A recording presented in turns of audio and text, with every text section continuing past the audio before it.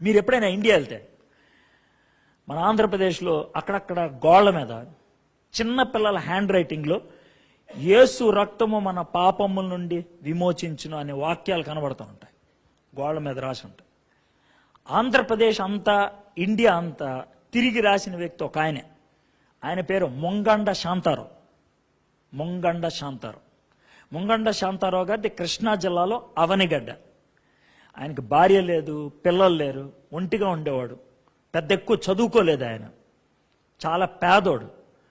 అయితే సైకిల్ ఒకటి ఎవరో ఇచ్చారు. ఆ సైకిల్కి ముందు ఒక డబ్బా ఉంటుంది, ఆ డబ్బాలో వాక్యం, బైబిల్, కరపత్రాలు ఉంటాయి. వెనకాల పెద్ద బొట్ట ఉంటుంది, ఆ బొట్టలో రంగు డబ్బాలు, ఒక కిరసనాయిల్ స్టవ్, ఒక అన్నం డేక్షా ఉంటుంది. ఇది ఆ సైకిల్తో ఆంధ్ర రాష్ట్రం అంతా 5 సార్లు తిరిగాడు ఆయన సైకిల్ మీద.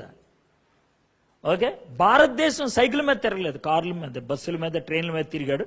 భారతదేశంలో 29 భాషల్లో ఆయన వాక్యాలు రాశాడు. ఆయనకు రావు, నేర్చుకొని రాసేవాడు. చదువుకోలేదు ఆయన, 9వ క్లాసే అంత ఫెయిల్ అయ్యాడు, అంత దాకా చదువుకున్నాడు, అంతకంటే ఎక్కువ చదువుకోలేదు. అయితే ఇంత తిరిగాడు, కానీ విపరీతమైనటువంటి విశ్వాసం కలిగినటువంటి వ్యక్తి.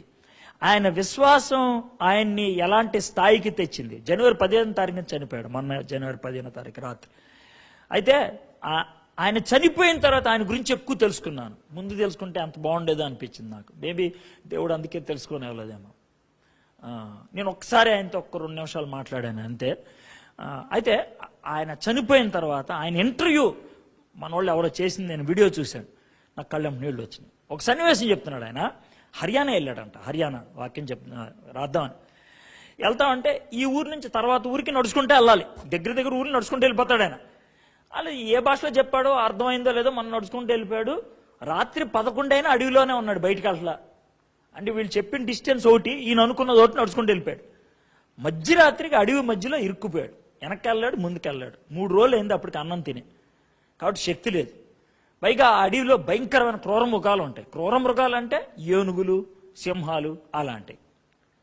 ఇక మనోడు అక్కడ దోపక్కన నుంచొని రాత్రి 11ంటికి, ప్రభా నేను ఇంకా నడవలేను, నా వల్ల కాదు, నువ్వే నన్ను కాపాడాలి అని ఒక కర్ర తీసుకొని, ఇంత కర్ర, ఒక గుండ్రం గీశాడంట. అలాగే గీసి, ప్రభా దానియాల సింహాల బోన్లో కాపాడావు కదా, ఇది గీశాను, ఏ జంతు గీత రాకుండా నువ్వు చూసుకొని నేను పడుకుంటా అని పడుకున్నాడంట.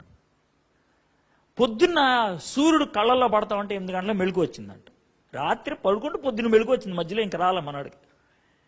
లేచి అలా చూస్తే గీత అవతల ఏనుగు కాళ్ళు, పులి కాళ్ళు, ఎలుగుబంటి కాళ్ళు ఉన్నాయి, అచ్చులు వచ్చిపోయాయి. మనవాడిని టచ్ చేయలే. మనవాడు చిన్నగా దేవుని స్తుతులు చెల్లించేసి నడుస్తున్నాడు. అరగంట నడిచాడు, ఎండ ఎక్కువైపోయింది, ఇంకా నడవలేకపోతున్నాడు. దేవ నా వల్ల కాదు నడవటం, నువ్వే నాకు ఏదో ఒకటి చేయన్నాడు. ఒక కారు జుంగని వెళ్ళిపోయిందంట. వెళ్ళిపోతే చూసి కారు వెళ్ళిపోతుంది ప్రభా అన్నాడంట. ఆ దూరం వెళ్ళి ఎవడో బ్రేక్ వేసినట్ట కస్సని సౌండ్ వచ్చి మళ్ళీ కారు అలా వెనక్కి వచ్చిందంట. వచ్చి వెనక డోర్ ఓపెన్ చేసి కారు ఎక్కన్నారంట. మనోడు జోబులో చేయి పెట్టి వెళ్తే డబ్బులు లేవు అన్నాడంట. ఎక్కువసా అన్నారంట.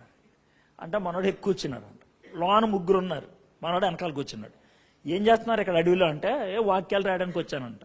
అరే మీ దేవుడు బుర్రన్నవాడైతే, శక్తి కలిగినవాడైతే, నువ్వు ఎంత సేవ చేయడానికి వస్తే నిన్ను అడవిలో ఎలా వదిలేస్తాడు దేవుడు అన్నాడు. వదలలేదు సార్, రాత్రి నాతోనే ఉన్నాడు సార్ అన్నాడు. నీతో ఉన్నాడు, నీకు చెప్పాడు రా అంటే, చెప్పండి ఇలా గుండ్రం గీసి పడుకున్నాను సార్. ఏంటి అడవిలో పడుకున్నావు రాత్రి?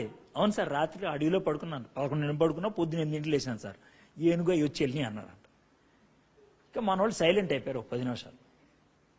వీడితే ఎందుకు రానేసి 10 నిమిషాల తర్వాత మళ్ళీ అన్నారంట, అయినా మీ దేవుడు ఇంత కష్టపడుతుంటే ఏమన్నా పంపించవచ్చు కదా నేను తీసుకెళ్తానికి. పంపించాడు కదా సార్ కారు అన్నాడంట.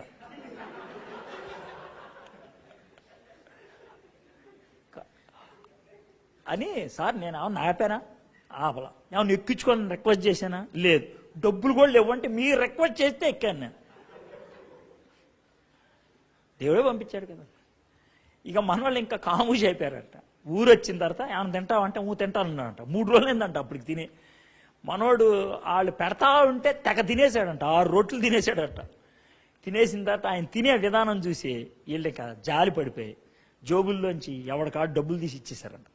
అందుట్లో ఒక ఆయన మాత్రం పొడుక్కున్నాడంట. జోబులోంచి కార్డు తీసి పూనా వస్తావు నువ్వు, మహారాష్ట్ర పూనా వస్తావు అన్న. వస్తాను సార్ అన్న. వస్తే మా ఇంట్లోనే ఉంటే ఈ కార్డు ఇదిగో ఉంచు అని అన్నాడంట. థ్యాంక్స్ సార్ అని వెళ్ళిపోయాడు. ఎవడా ఇడని తీసి చూశాడంట. ఇప్పుడు మన బాంబే మహారాష్ట్ర ఏరియాలో శివసేన ఉంటుంది కదా, శివసేన బాల్ ఠాక్రే, దానికి వైస్ ప్రెసిడెంట్ అంట మన. కాడిచ్చి పూణే వస్తే మా ఇంట్లో అన్నాడు. మీరు దీన్ని ఏమంటారు బాయ్ చెప్పండి నాకు. అది విషయం. ఇప్పుడు దీనికి చదువు కాదు కావాల్సింది, డబ్బు కాదు, లేకపోతే లేనిపోయిన ఎదో తెలివితేటలు కాదు కావాల్సింది. దేవుడి మీద పూర్తిగా ఆనుకుని పోతాం, దేవుడి మీద అలా పడిపోవటం. అలాంటి విశ్వాసం చూపించినప్పుడు జీవితంలో ఇలాంటి స్థాయిలు మనకుంటాయి. నువ్వు విశ్వాస ప్రయాణంలో ఉన్నట్లయితే ఖచ్చితంగా పోరాటాలను చూస్తావు, పవిత్రత నీ జీవితంలో బయటపడటం చూస్తావు, పటిష్టమైనటువంటి జీవితంలోకి రావటం అనేది జరుగుతుంది. ఒకవేళ రావట్లేదంటే మీ జీవితాన్ని సెట్ చేసుకోవాలి. మిమ్మల్ని మీరు మోసం చేసుకోవద్దు. ఎవరి దగ్గరికి వెళ్ళి నేను విశ్వాసి అని చెప్పొద్దు. మీరు చెప్పొద్దు. చెప్పితే ఇవి ఉండాలి. డాక్టర్ అని చెప్పి నాకు ఇంజక్షన్ ఇవ్వడం భయం అంటే ఏమంటాడు ఎవడైనా సరే? నువ్వు విశ్వాసం అని చెప్పుకొని నా జీవితంలో పోరాటాలు లేవు, నా జీవితంలో పట్టుదల లేదు, నా జీవితంలో పటిష్టత లేదు, నా జీవితంలో పవిత్రత లేదని అంటే సంథింగ్ ఈజ్ రాంగ్. నో, ఇవి ఉండాలి, ఇవి ఉండాలి. దేవుడు కోరుకునేది అది. దేవుడు మన ఇంక చూసి నా బంగారం అని అనిపించుకోవాలని ఇష్టపడుతున్నాడు అంటానికి. అలాంటి జీవితం మనకుందా?